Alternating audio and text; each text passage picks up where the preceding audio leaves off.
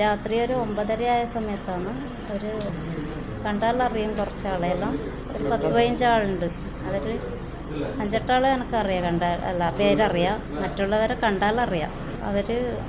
അവരെ കയ്യിൽ എന്തെങ്കിലും ആയുധങ്ങളെല്ലാം ഉണ്ടായിരുന്നു. പിന്നെ മരക്കഷ്ണം, പിന്നെ ഇരുമ്പിൻ്റെ ചെറിയ മഴു, പിന്നെ ഇരുമ്പ് ദണ്ട്, അങ്ങനെയുള്ള ആയുധമെല്ലാമായിട്ടാണ് അവർ വന്നിട്ട് വീട്ടിനാദ്യം കല്ലെറിഞ്ഞിന്.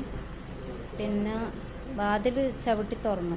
അവർ വാതിൽ ചവിട്ടി തുറക്കുമ്പോൾ തന്നെ ഞാനും മോളും പേടിച്ചിട്ട് പുറകിലെ വശത്തെ ഡോറിൻ്റെ അതിലെ പുറത്തേക്ക് ഇറങ്ങി അങ്ങ് ബാക്കിലെ വീട്ടിലേക്ക് പോയി. പിന്നെ അവർ വീട്ടിലുള്ള ഉപകരണങ്ങളെല്ലാം നശിപ്പിച്ചു. TV, കമ്പ്യൂട്ടർ, ഫാന്, ലാപ്ടോപ്പ് അതെല്ലാം നശിപ്പിച്ചിട്ടുണ്ട്.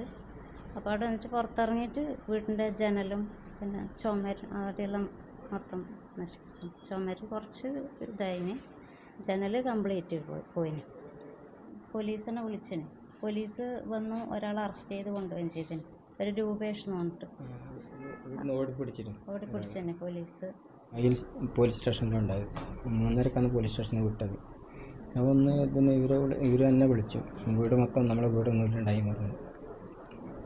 പിന്നെ ഞാൻ പറഞ്ഞു നിങ്ങളവിടുന്ന് നേരെ പിന്നെ സ്റ്റേഷനിലേക്ക് വരുന്നു. പോലീസുകാർ പറഞ്ഞു പിന്നെ അവരെ മൊഴിയെടുക്കണം, വീട് പൊളിച്ചതിൻ്റെ അവർ നേരിൽ കണ്ടവരല്ലേ.